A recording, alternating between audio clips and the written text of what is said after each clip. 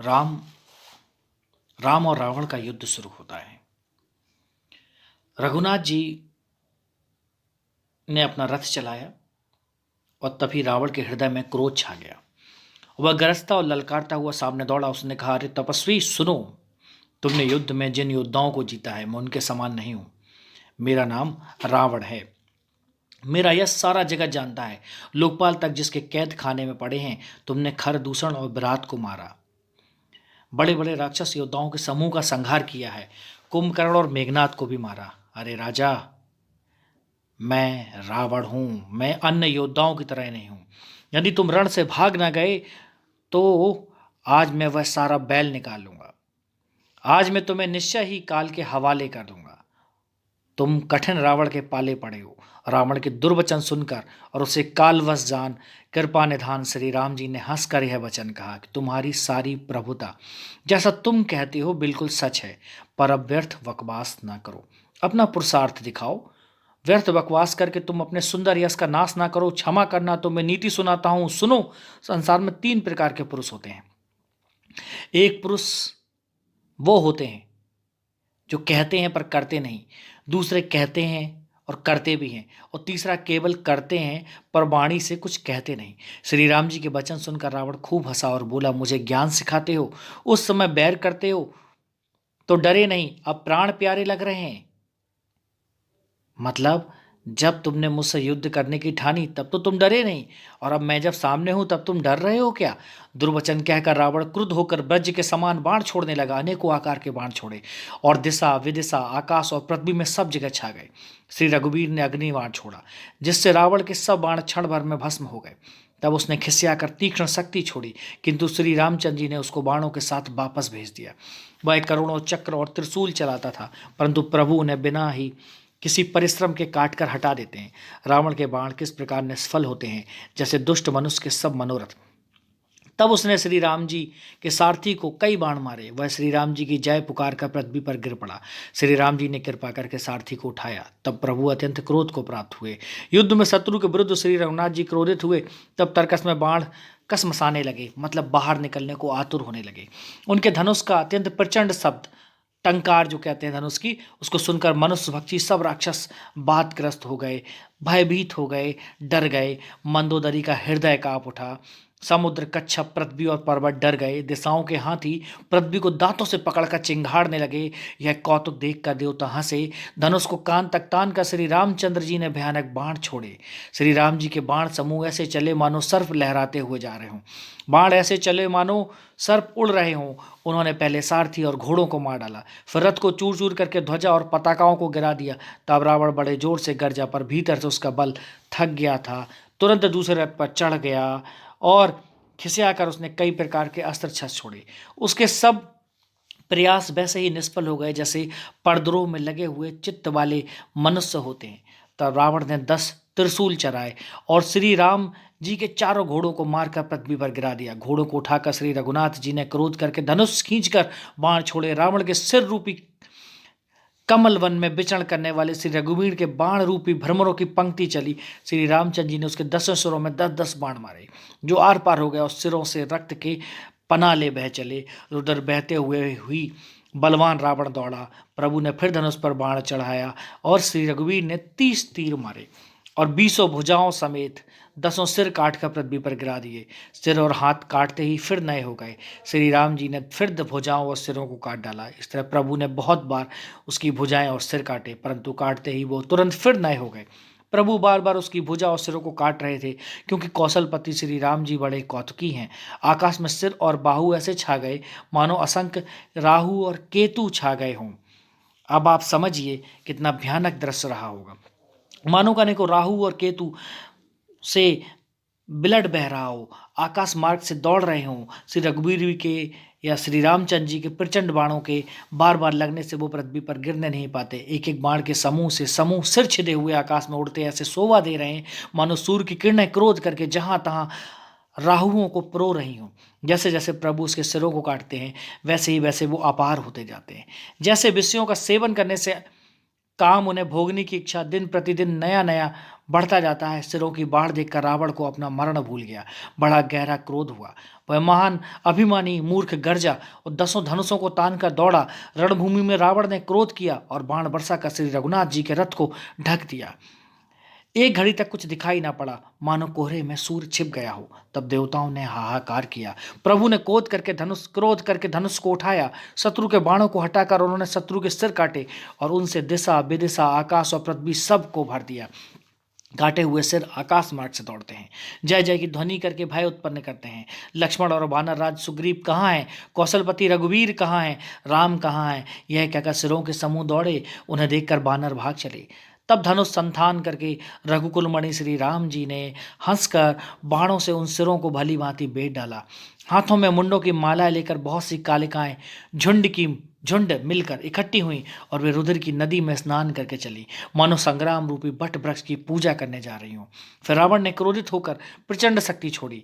वह विभीषण के सामने ऐसे चली जैसे काल का दंड हो। अत्यंत भयानक शक्ति को आती देख और यह विचार करके मेरा प्रण शरणागत के दुख का नाश करना है, श्री राम जी ने तुरंत ही विभीषण को पीछे कर लिया और सामने होकर वह शक्ति स्वयं सहली। शक्ति लगने से उन्हें कुछ मूर्छा हो गई।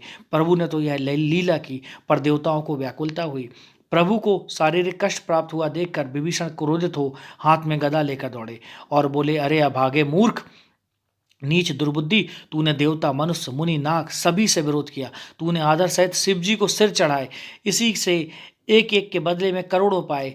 उसी कारण से अरे दुष्ट, तू अब तक बचा है, किंतु अब काल तेरे सिर पर नाच रहा है। अरे मूर्ख, तू राम विमुख होकर संपत्ति चाहता है। ऐसा कहकर विभीषण ने रावण की छाती के बीचों बीच गदा मारी। बीच छाती में कठोर गदा की घोर और कठिन चोट लगते ही वह पृथ्वी पर गिर पड़ा। उसके 10 मुखों से खून बहने लगा। वह अपने को फिर संभाल कर क्रोध में भरा हुआ दौड़ा। दोनों अत्यंत बलवान योद्धा भिड़ गए और मल्लयुद्ध में एक दूसरे के विरुद्ध होकर मारने लगे। श्री रघुवीर के बल से गर्वित विभीषण रावण को एक पासंग के बराबर भी नहीं समझ रहा था। विभीषण क्या कभी रावण के सामने आंख उठाकर भी नहीं देखता था, परंतु अब वही विभीषण काल के समान रावण से भिड़ रहा है। यह श्री रघुवीर का ही तो प्रभाव है। विभीषण को बहुत ही थका हुआ देखकर हनुमान जी पर्वत धारण किए हुए दौड़े। उन्होंने उस पर्वत से रावण के रथ, घोड़े और सारथी का संहार कर डाला और रावण के सीने पर लात मारी। रावण खड़ा रहा, पर उसका शरीर अत्यंत कांपने लगा। विभीषण कहाँ गए जहाँ सेवकों के रक्षक श्री राम जी थे? फिर रावण ने ललकार कर हनुमान जी को बोला और वो पूंछ फैलाकर आकाश में चले गए। तब रावण ने पूंछ पकड़ ली। हनुमान जी उसको साथ लिए ऊपर उड़े। फिर लौटकर महाबलवान हनुमान जी उससे भिड़ गए।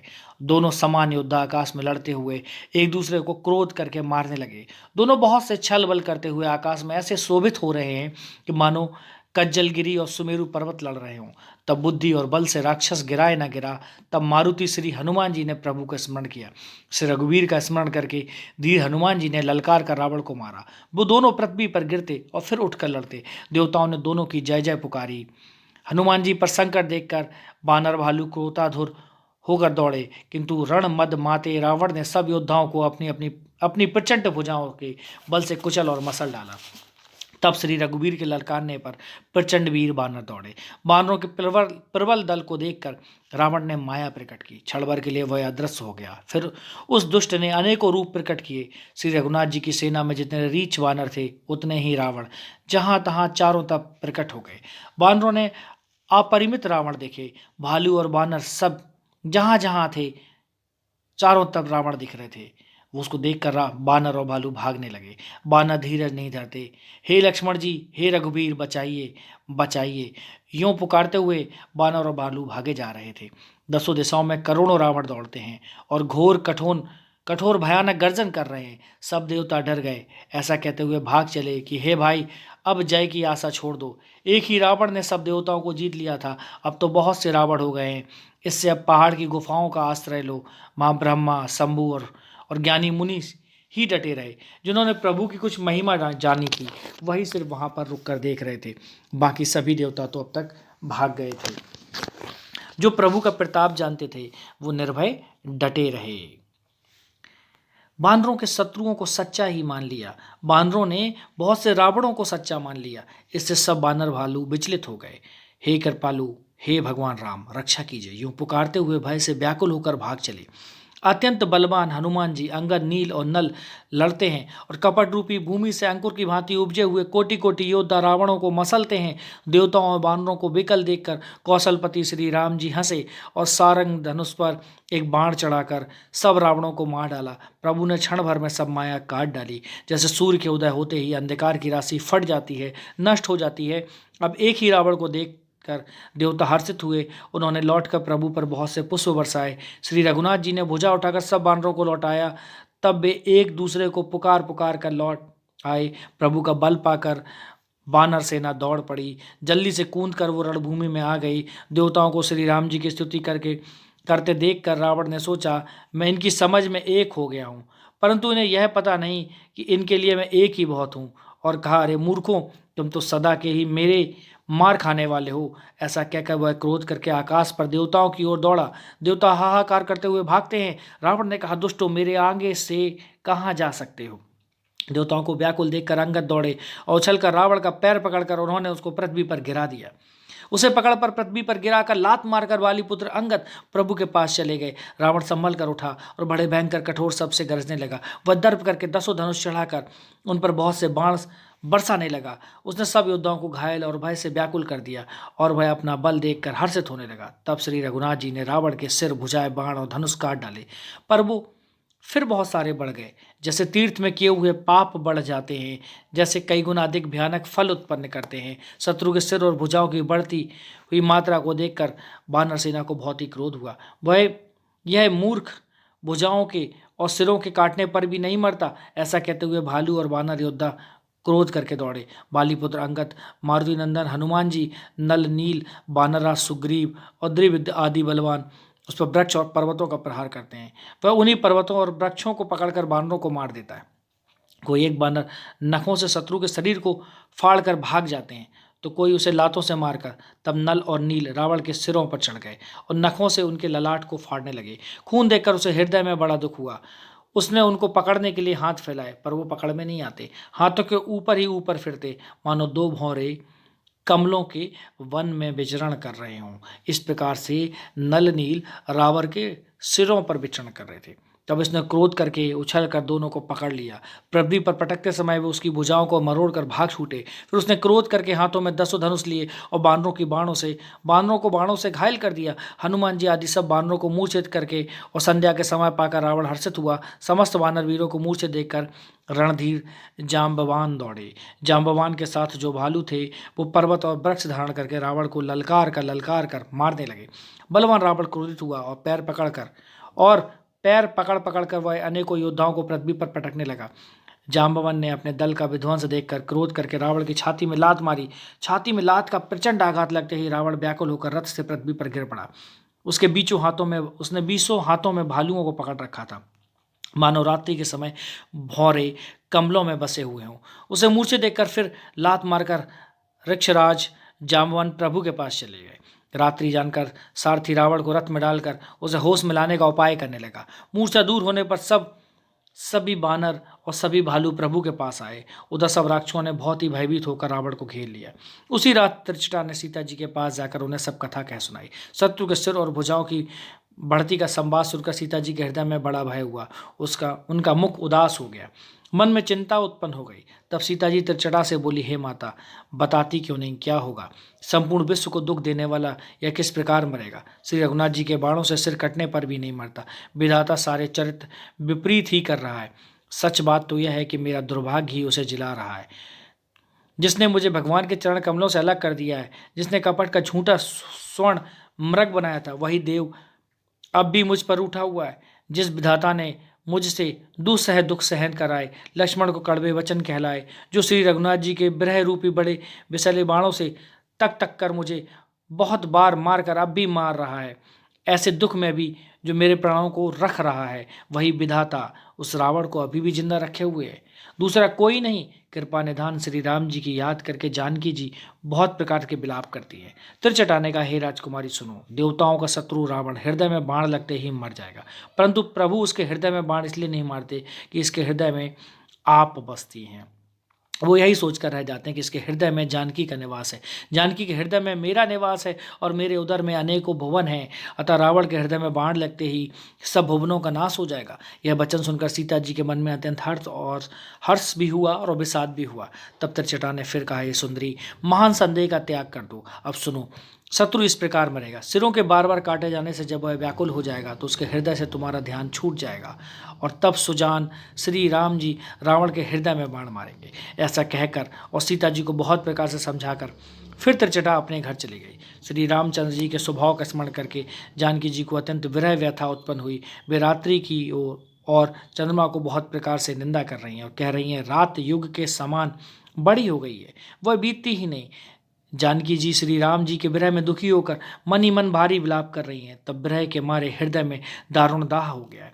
तब उनका बायां नेत्र और बाहु फड़क उठे। सगुन समझ कर उन्होंने मन में धैर्य धारण किया, अब कृपालु श्री रघुवीर अवश्य मिलेंगे। यह आधी रात को रावण मूर्छा से जागा और अपने सारथी पर रुष्ट होकर कहने लगा, अरे मूर्ख, तूने मुझे रणभूमि से अलग कर दिया। अरे अधम, अरे मंदबुद्धि, तुझे धिक्कार है, धिक्कार है। सारथी ने चरण पकड़कर रावण को बहुत प्रकार से समझाया। सवेरा होते ही वह रथ पर चढ़कर फिर दौड़ा। रावण का आना सुनकर वानरों की सेना में बड़ी खलबली मच गई। वे भारी योद्धा जहां तहां से पर्वत और वृक्ष उखाड़कर क्रोध से दांत कटकटा कर दौड़े। विकट और विकराल बानर भालू हाथों में पर्वत लिए दौड़े। वो अत्यंत क्रोध करके प्रहार करते हैं। उनके मारने से राक्षस भाग चले। बलवान बानरों ने शत्रु की सेना को विचलित करके फिर रावण को घेर लिया। चारों ओर से चपेटे मारकर और नखों से शरीर विदर्ण कर बानरों ने उसको व्याकुल कर दिया। बानरों को बड़ा ही प्रबल देखकर रावण ने विचार किया और अंतर्धान होकर क्षण भर में उसने फिर माया फैलाई। तब उसने पाखंड रचा। तब भयंकर जीव प्रकट हो गए। बेताल, भूत और पिशाच हाथों में धनुष मार लिए हुए प्रकट हुए। योगिनियां एक हाथ में तलवार और दूसरे हाथ में मनुष्य की खोपड़ी लिए ताजा खून पीकर नाचने लगी और बहुत तरह के गीत गाने लगी। वे पकड़ो मारो आदि घोर शब्द बोल रही हैं। चारों ओर से यह ध्वनि सुनाई रही है। वो मुख फैलाकर खाने दौड़ती हैं। तब बानर भागने लगे। बानर भाग कर जहां भी जाते वहीं आग जलती देखते हैं। बानर भालू व्याकुल हो गए। फिर रावण बालू बरसाने लगा।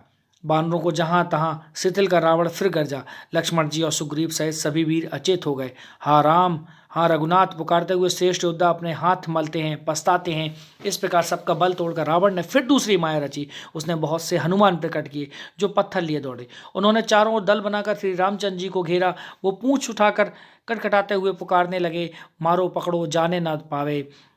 उनके लंगूर दसों दिशाओं में शोभा दे रहे हैं। उनके बीच में कौशलराज श्री राम जी हैं। उनके बीच में कौशलराज का सुंदर श्याम शरीर ऐसी शोभा पा रहा है मानो ऊंचे तमाल वृक्ष के लिए अनेक इंद्रधनुषों की श्रेष्ठ बाढ़ बनाई गई हो।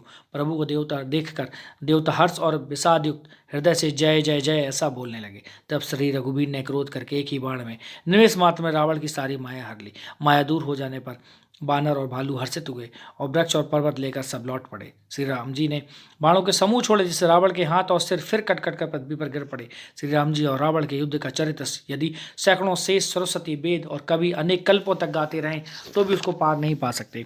सिर और भुजाएं बहुत बार काटी गई फिर भी वीर रावण मरता नहीं। प्रभु तो खेल कर रहे हैं, परंतु मुनि सिद्ध और देवता उस क्लेश को देखकर प्रभु को क्लेश पाते समझकर व्याकुल हैं। काटते ही सिरों का समूह बढ़ जाता है, जैसे प्रत्येक लाभ पर ब्याज बढ़ता है। शत्रु मरता नहीं है, परिश्रम बहुत हुआ। तब श्री रामचंद्र जी ने विभीषण की ओर देखा, जिसकी इच्छा मात्र से काल भी मर जाता है। वहीं प्रभु सेवक की प्रीति की परीक्षा ले रहे हैं। विभीषण जी ने कहा, हे सर्वज्ञ, हे चराचर के स्वामी, हे शरणागत के पालन करने वाले, हे देवता और मुनियों को सुख देने वाले, सुनिए इसके नाभि कुंड में अमृत का निवास है। हे नाथ, रावण उसी के बल पर जीता है। विभीषण के वचन सुनते ही कृपालु श्री रघुनाथ जी ने हर्षित होकर हाथ में विकराल बाण लिए। उस समय नाना प्रकार के अपशकुन होने लगे। बहुत से गधे, सियार और कुत्ते रोने लगे। जगत के दुख को सूचित करने के लिए पक्षी बोलने लगे। आकाश में जहां तहां केतु प्रकट हो गए। दसों दिशाओं में अत्यंत दाह होने लगा, आग लगने लगी। बिना ही पर्व या योग के सूर्य ग्रहण होने लगा। मंदोदरी का हृदय बहुत कांपने लगा। मूर्तियां नेत्र मार्ग से जल बहाने लगी।